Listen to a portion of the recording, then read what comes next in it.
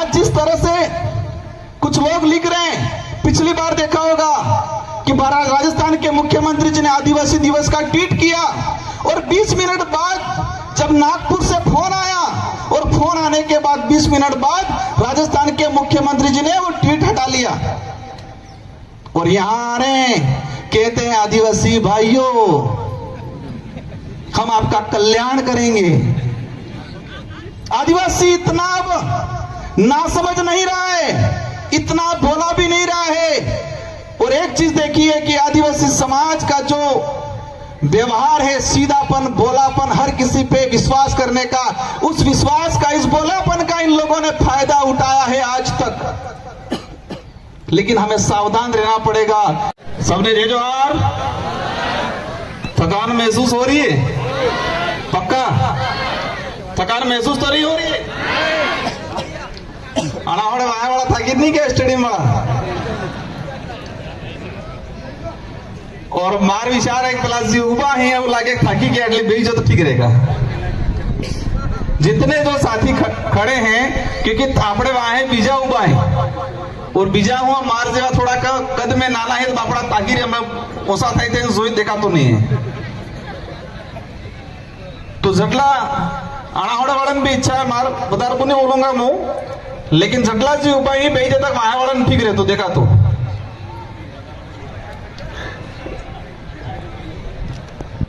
और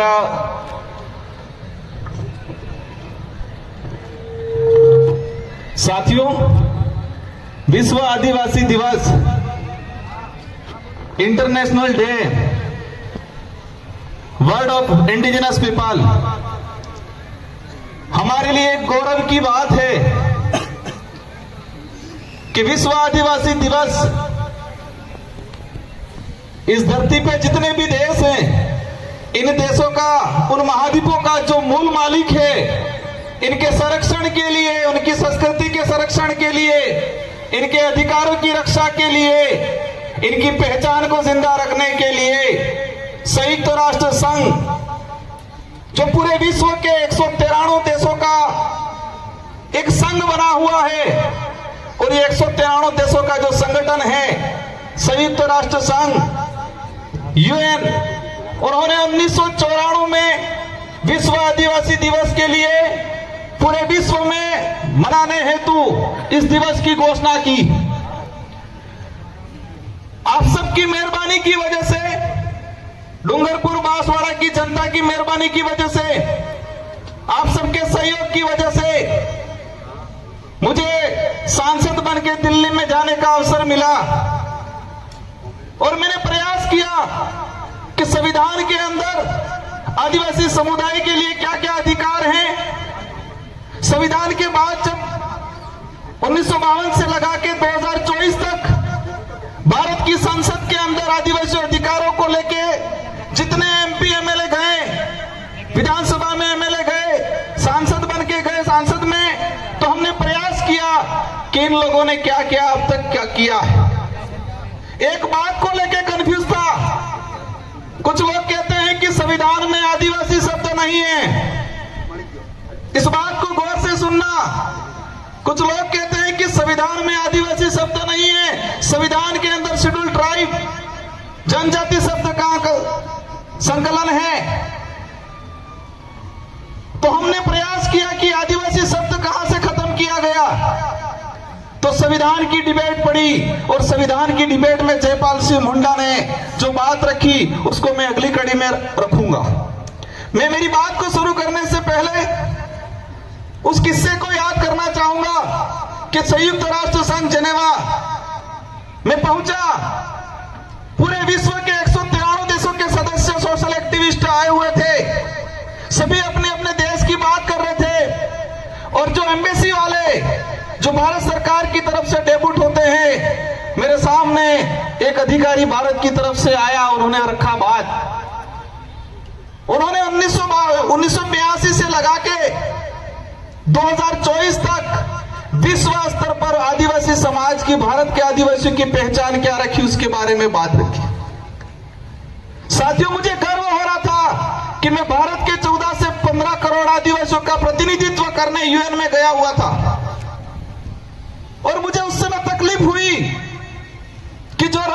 राष्ट्रीय पार्टियां भारत देश के अंदर 14 से 15 करोड़ आदिवासियों को वोट बैंक मात्र समझ के रखती है। इनकी पार्टियों में आदिवासी विंग बनी हुई है, आदिवासी नाम से उनके संगठन बना दिए हैं और आदिवासी समुदाय को वोट बैंक के रूप में यूज करते हैं।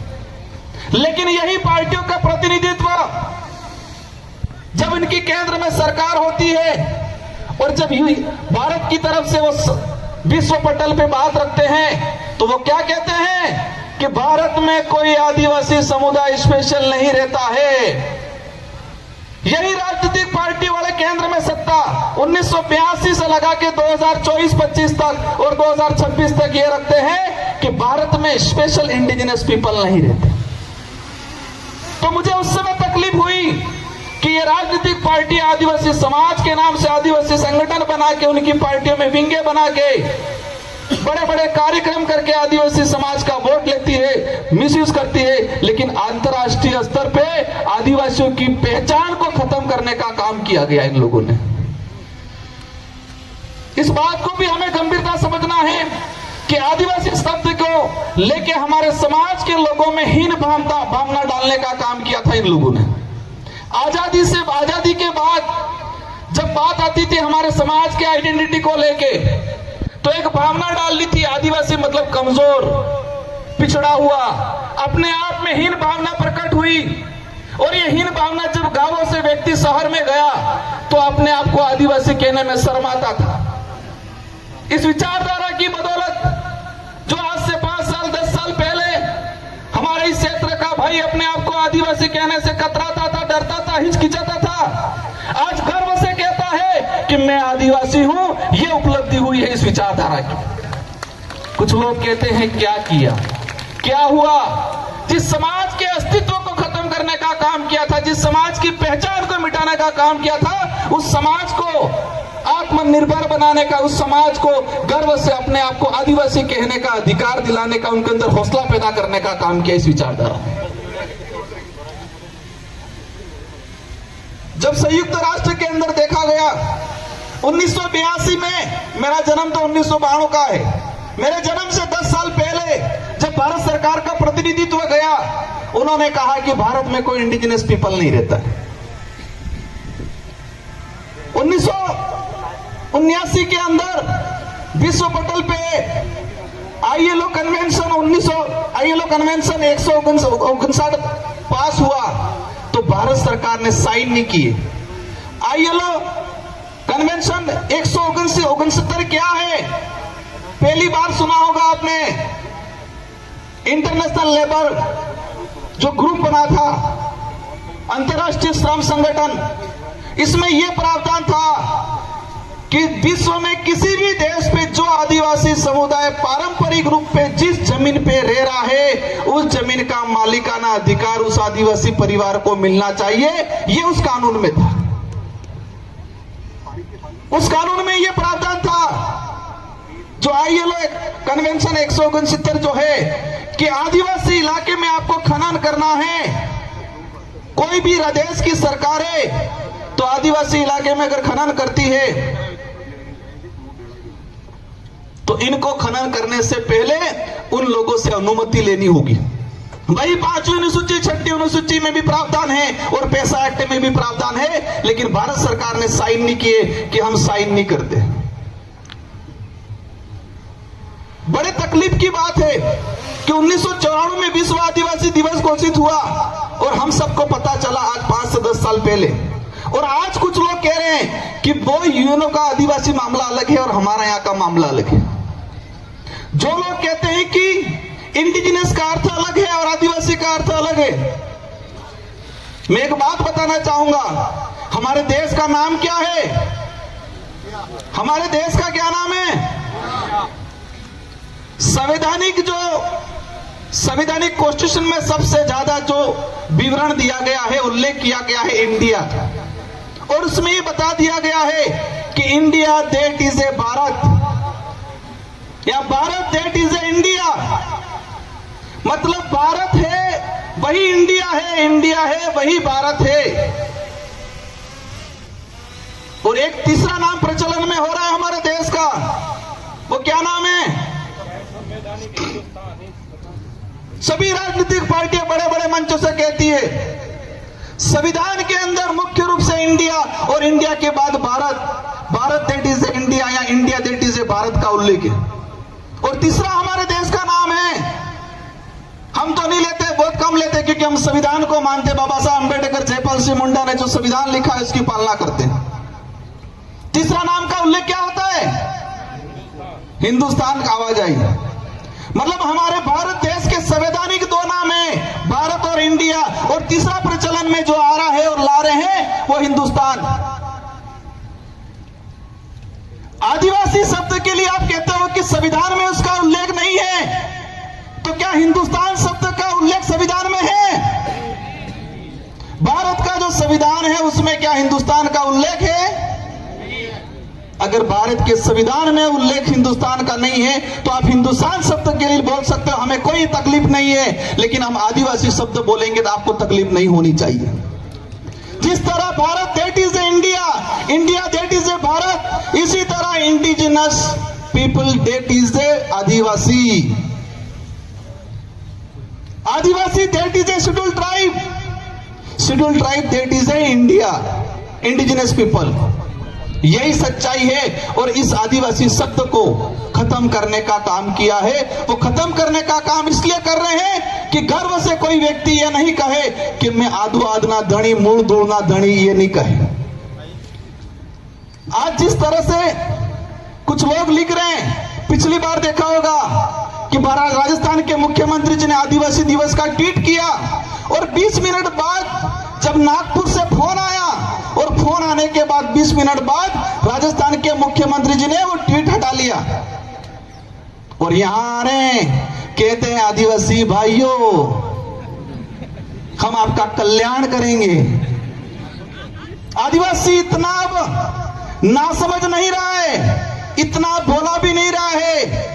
और एक चीज देखिए कि आदिवासी समाज का जो व्यवहार है, सीधापन, भोलापन, हर किसी पे विश्वास करने का, उस विश्वास का, इस भोलापन का इन लोगों ने फायदा उठाया है आज तक। लेकिन हमें सावधान रहना पड़ेगा। समुदाय को विशेष सुरक्षा की आवश्यकता नहीं है भविष्य में। आदिवासी समाज को भविष्य में जो मंत्री और नेता बनेंगे, जो भ्रष्ट नेता और मानसिक गुलामी की जंजीरों में जकड़े हुए जो नेता बनेंगे, इन नेताओं से आदिवासी समुदाय को सुरक्षित रखने की जरूरत है। ये बात बोली थी जो आज हमें प्रतीत हो रही है। कौन कौन खतरा मंडरा रहा है? साथियों, मैं अंतिम एक टॉपिक पे बात करके मेरी बात को समाप्त करना चाहूंगा कि मानगढ़ का जो इतिहास बिलराज कायम करने का, 1913 में 1500 हमारे भाई मर गए और इसी इतिहास को खत्म करने का काम एक नेता ने किया, पत्र लिख के, और हमारी राजस्थान पाठ्यक्रम की पुस्तक से उस इतिहास को हटाने का काम किया। साथियों, ये जो लड़ाई है उस लड़ाई को हम कलम और कागज से लड़ना पड़ेगा। एक दौर चढ़ा था लड़ाई का। आजादी से पहले आक्रमणकारी हथियार लेके आए, हमारे पूर्वजों ने हथियार से उनका मुकाबला किया। आजादी के बाद फिर प्रचलन चला कि जोर चटलू बोले एटलू इनो साले फला कहता कि बोले इन्हें बोगड़े वैसे नहीं बोले इन्हें गौ पड़ जा रहे। अब दौर आ गया है कलम और कागज से हम पे आक्रमण हो रहा है। बोलता है जरूरी नहीं है कि वो मिठाई हो। आज जिस तरह से जयपाल सिंह मुंडा के लिए कुछ लोग बोलते हैं,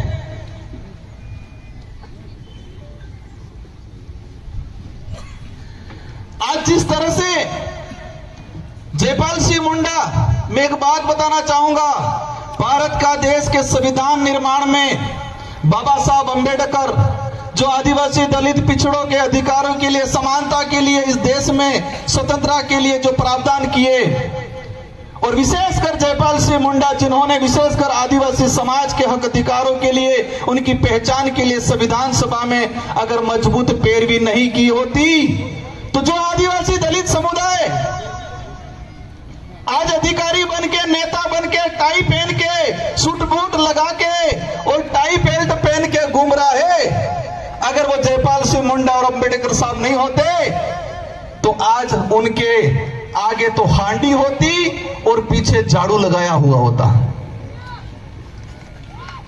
संविधान की सभा में जयपाल सिंह मुंडा आदिवासियों की मजबूत पैरवी करने वाले और बाबा साहब अम्बेडकर इस देश के आदिवासी दलितों की मजबूत पैरवी करने वाले नहीं होते तो जो आज आदिवासी समाज का प्रमाण पत्र बना के जो नेता विधानसभा संसद में जा रहा है, जो आदिवासी समाज का प्रमाण पत्र लगा के कर्मचारी अधिकारी बन के ऑफिसों में जा रहा है और सूट बूट टाई लगा रहा है, अगर ये दो व्यक्ति नहीं होते तो शायद हमारे आगे हांडी होती और पीछे झाड़ू होता, क्योंकि आदिवासी दलितों को इस देश में पढ़ने का अधिकार हजारों सालों से नहीं था, इस संविधान ने हमें दिया है।